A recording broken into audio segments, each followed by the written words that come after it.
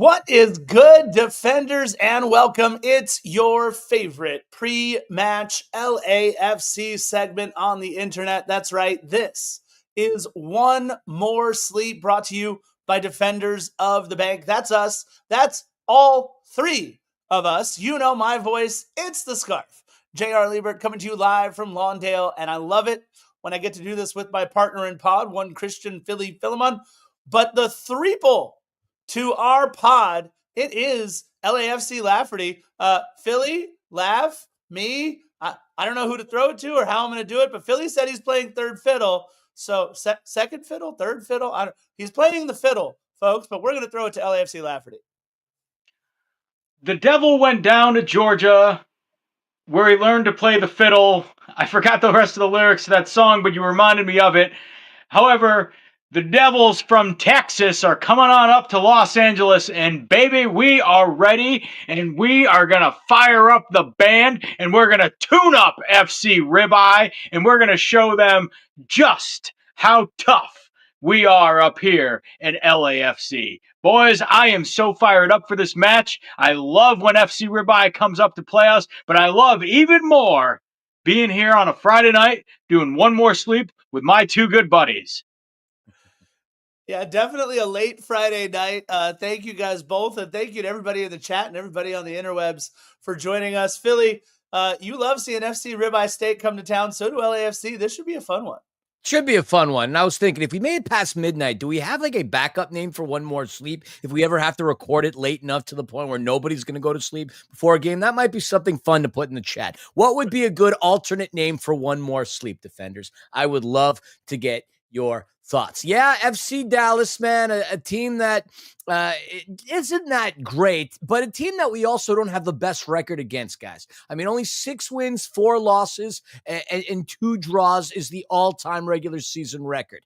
FC Dallas has never won in BMO Stadium, so hopefully we're not giving that curse scenario again. But always an interesting competition. And look, at the very least, we get to welcome back some familiar names. Sebastian Ibeagha gets to come back to LAFC. That dude who calls himself the boy that totally screwed it up with Becky G, Sebastian Da Boy, he's going to be back. I'm going to poke fun at him. And we get to see some very talented players in the likes of Peter Musa. I know we'll be talking about him. And Logan Farrington, a kid who actually scored a banger of a goal in the last encounter for FC Dallas. So, it could be an interesting game. Certainly a game in which I expect, and more importantly, demand 3 points. Yeah, this has to be a 3-pointer for LAFC for sure. Maybe a little bit of roster rotation in the next couple of matches. We play Saturday, Wednesday, Saturday, Wednesday, Saturday, Wednesday for the next little bit. But Philly, you mentioned it. Dallas, not very good at BMO Stadium. 0 wins, 5 losses, and 1 draw in the 6 matches that they have played. 5 straight losses at BMO Stadium. That 1-1 draw coming in 2018. But the thing to look out for, you mentioned it, not a great Dallas team, but a team that gets their points on the road. Yeah, terrible at home. 16 of their 21 points coming on the road this season. Something's got to give, right? Either they're going to continue to be good on the road or that 5 straight loss streak becomes 6. And I have to admit, guys, I had to look up who their head coach was. I did not know, I did not remember anyway, Eric Quill until I looked at our notes back from when we played New Mexico United. That was a fun one. Eric Quill, no relation to Peter Quill of the Guardians of the Galaxy. Eric Quill, just 6 wins in his 22 matches with FC Dallas. He also played, by the way, with my favorite MLS team name of all time. He played about half of his MLS matches with the Tampa Bay Mutiny. I love it so much. Tampa Bay Mutiny, baby. Carlos Valderrama. That's a fun kit to pick up if you are a collector. I remember when Saturday's Football had the shop over where that church was. That was a nice one to pick up. Although I didn't feel like spending $140, $150 on a Tampa Bay Mutiny kit. There's just something about that that irks me, in particular with all the fantastic kits that they do have. But insane to me how Dallas is only had one win at home at their, what is it still called Toyota Arena, or did they change the name? I forget. It seems like we haven't played FC Dallas in a long time. Neither of us are really up to date on our homework. But what we do know is they are, like you said, better on the road. They don't do a piss poor job scoring goals. They can score some goals, and they have quite a few players that have multiple goals on the season. We have to at least credit them there, but they do let in a lot of goals, and they have a -10 goal differential. So that bodes well in our favor, in particular when they're coming to our fortress, a place that they have never won in club history. Yeah, Philly, just want to correct you real quick. You call a lot of games in Toyota Arena. They play in Toyota Stadium. Okay, well, it was still obviously the same damn car company. Yes, it is I can definitely tell the same you car. from I can tell you from having been to Toyota Stadium and Toyota Arena for that matter, that Toyota Stadium is an outdoor venue which also holds the National Soccer Hall of Fame, which in there you'll find our head coach, our leader, a man that I'm a fan of and will be forever, Steve Cherundolo. Isn't I love LAFC it. also undefeated when you're at Toyota Stadium, by the way? That's correct. We are 1-0 at Toyota Stadium when I am in attendance. And since that time, we are 22, 23, 24. We are 0-3. So, look, here's what I'm saying. August 9th, we're at Chicago. I'm booking my flights. I'm going to go to that game. I'm hoping the following weekend to be in Foxborough for the game against New England. And then the week after that, folks, we're on the road again to play FC Dallas down in Toyota Stadium. And I may have to make it, 3 for 3 on the road games, but that's a big, tall task. So I'm just putting it out there. If LAFC wants to win that match against FC Dallas on the road, maybe they can find an extra seat in the team plane for me. I'm just saying. I'm the good luck charm. I don't mean to be superstitious, but I think we're onto something here. You might have to be dressed up in full Lafferty regalia, that's for sure. Oh, I will. Maybe joining How you in loud that can it game. get is the question. Maybe joining you in that game will be Anderson, Julio, and Paxton Pomacall, but they will not be playing in this one. That's for sure. Both out with injury. And I do want to mention one more player before we get to our players to watch, and that is the absolute free fall of Martin Paz, the goalkeeper for FC Dallas. He has been a pretty solid keeper during his time in Major League Soccer, not this season. In 19 matches, he's been able to hold just 2 clean sheets. That might have a lot to do with the guys in front of him, sure, but he's also averaged giving up just about 2 goals a game. And I think that bodes very well for what you can say might be an in-form LAFC squad. I mean, yes, they did it against 10 men in Colorado, but putting 3 in the back of the old onion bag, as they say, is definitely something that we want to keep doing. I asked Philly, by the way, everybody. It was supposed to be Lafferty and I. And of course, Philly, one of my favorite nicknames for Philly that he was given was FOMO Philly, because he never likes to miss out on what's going on. I love it. He looks up from his notes and he says, screw it. I'm joining the boys. We're going to have some fun. And then I'll get back to putting my notes together for the TBT. But Philly did not want slides, folks. I don't want you to think that we're shortchanging Philly here. Lafferty sent me everything for slides. Philly said, you know what, guys? I'm gonna do my Philly thing here. I'm gonna wing it, and I'm gonna bring all the hot takes. So here we go. This will be fun. Let's start with our players to watch. I'm gonna go first. And by the way, I was planning on playing the role of one Christian Philemon in this one, and what that usually you're not means drinking is the night. I'm drinking. I have Gator Light. I am picking the low hanging fruit tonight, and that would be Denny Bouanga and Lucho Acosta. To me, 2 of the top 8 or so players in all of Major League Soccer. You have the former MVP in Lucho Acosta, and you have, of course, the Golden Boot winner, the 20-goal-a-season scorer in Denis Bouanga. If you are MLS and you are marketing this, if you are looking to try and sell your tickets, if you are a boxing promoter, these are the heavyweights. I don't need to sit here and tell you guys why to watch Denis Bouanga and Lucho Acosta. So now I get to be pissed at Chris Lafferty for taking my player to watch. Folks, I wanted to pick two alums of the respective teams that are playing here, and we had a few to pick from here. I know this made Scarf really mad because he was a huge Marco Farfan fan, whereas I was far from a fan of Marco Farfan.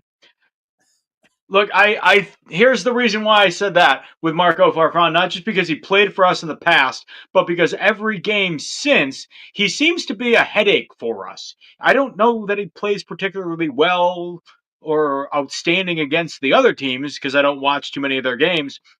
But I know that every time we play FC Dallas, Marco Farfan plays like he's got a chip on his shoulder and really tries to prove himself and gives us some headaches. And I know he's even had a couple of shots off of against us. Fortunately, they were all saved so that we didn't have to deal with him scoring and celebrating.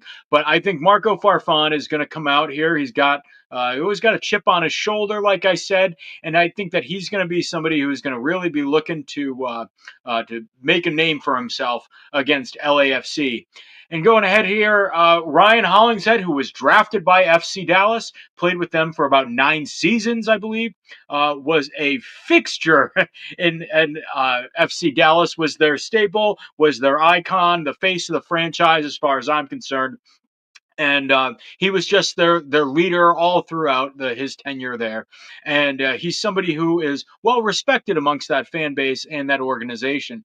But the reason why I chose him was not because everybody loves him on both sides of the pitch, but because what we talked about in the last game was that somebody's going to have to step up. And with the roster change in a state of flux that it was with some recent departures, that was going to leave a lot of opportunities for people to step up.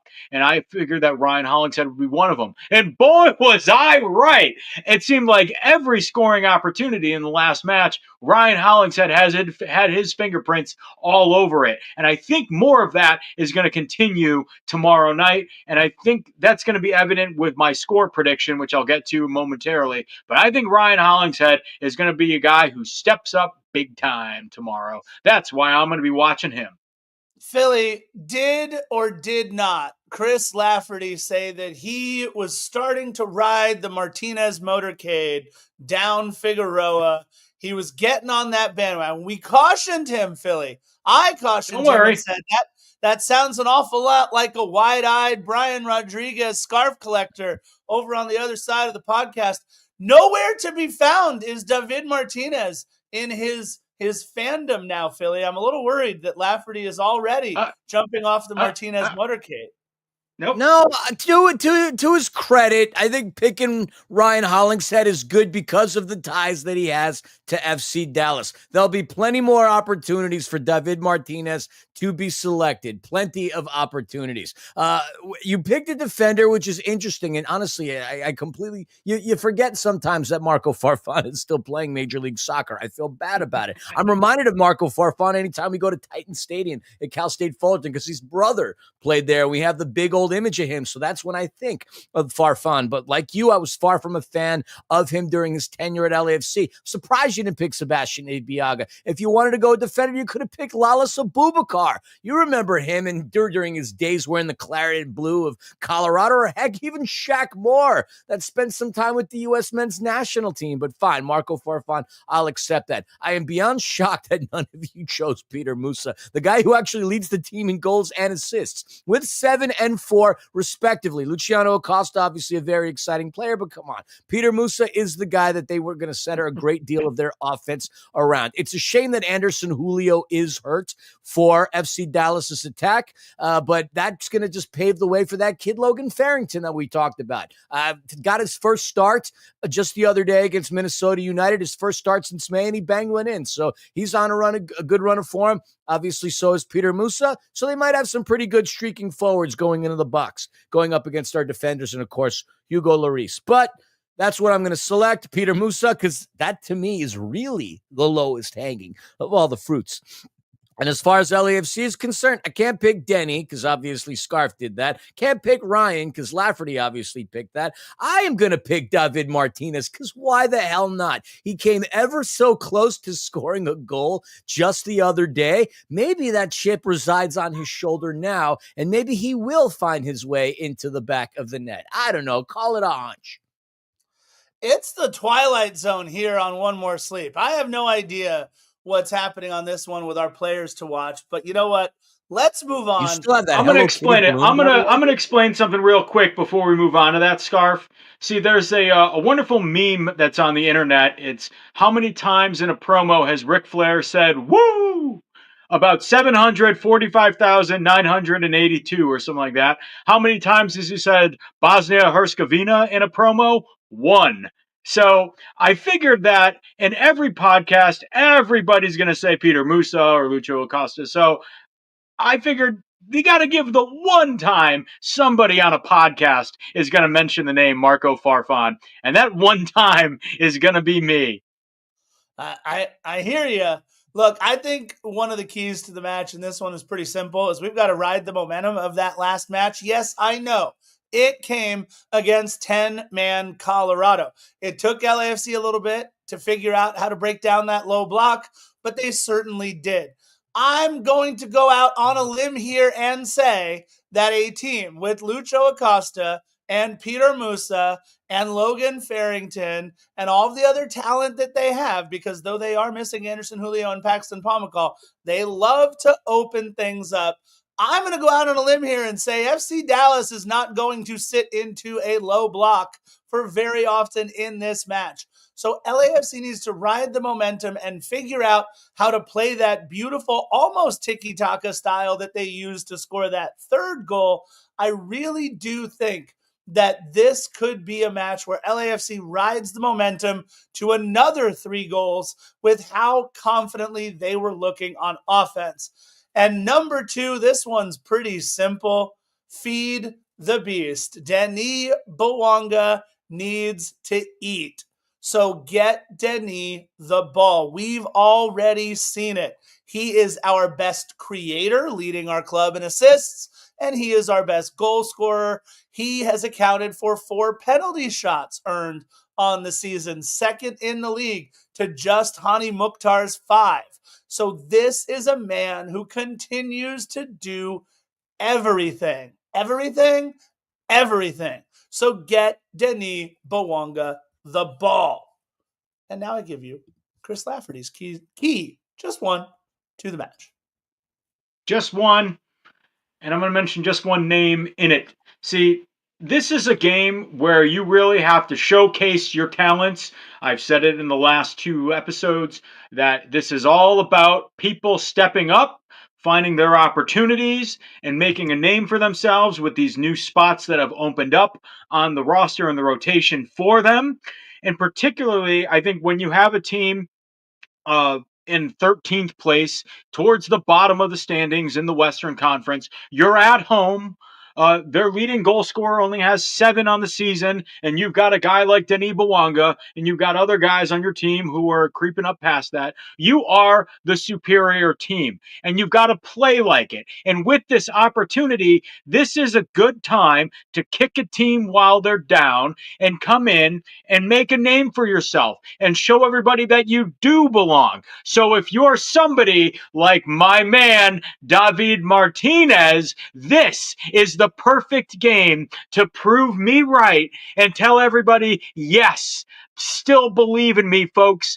This is David Martinez's game. This is an opportunity for him to showcase everything that he's made of, take that potential and move it into that kinetic and start putting the balls in the back of the net and not just hitting the post, but taking advantage of the opportunities, getting those beautiful shots off and finding the back of the net and showing Steve Cherundolo, hey, my man, now you got another force up front. Now you got a bigger problem on your hand now. And what a good problem to have when a guy like David Martinez showcases everything that he's made of. So yes, Scarf, you jumped the gun, my friend, because I am so still on the Martinez motorped. Can I ask? Denis Bouanga's in the chat right now, and it says, "Thanks for believing in me." Laugh. I'm the one that Always picked believed in you. always believed in Bouanga. I'm the one that picked you. I may be on the Martinez moped, but I will always believe in Denis Bouanga. Philly, your key or keys, I don't know what you got to the match. You know, we drew a red card very quickly in the game against Colorado. And that obviously led to us being able to control the game. And while the Rapids did play pretty well on that low block for a while, we were able to defeat them quite candidly, honestly. You probably should have won by a much bigger score. Not probably. We most definitely should. Now, I can't come up with the fun keys to the games that y'all have. Playing third fiddle sometimes has a challenge because you don't want to regurgitate things. I don't want to be too energetic because Laugh's taken all the energy today, so we can't have two people that are hyped because that just seems silly. So I'm going to do something reaching out like Scarf would in left field. That's what I'm going to do. FC Dallas is one of the leaders in Major League Soccer with red cards. They have 3. The leader this season, I believe, is Houston with 4. They're also a team that is very susceptible to yellow cards, 47 on the season, with Acosta being the one to get the 7th. I say you play as aggressive as you can and start to play, maybe utilize a little bit of the dark arts. Let's have some fun. I'm going to go for a completely random key to the game. Be aggressive, utilize the dark arts, get into their heads, force them to foul. Ibiaga has gotten himself a red card. Abubakar has gotten himself a red card. Ferreira, not Jesus because he's on Seattle, he's gotten himself a red card. Go at these boys, taunt them, go at them aggressively and hungry, force them to foul you, potentially lure them into a red. And then from there, just like a shark in the water, smelling blood, or in this case, red cards, attack. Why not? That's my key to the game. Be aggressive. Put them in foul trouble. Make them susceptible. I like it. I like it a lot. Coog in the chat was talking about the over-under, and all I got to say, folks, is hold on to your butts. I think this is going to be a fun one. I think we are going to see peak Lucho Acosta in this one. I think we are going to see a Peter Musa who wants to get to 8 or 9 or 10 goals on the season.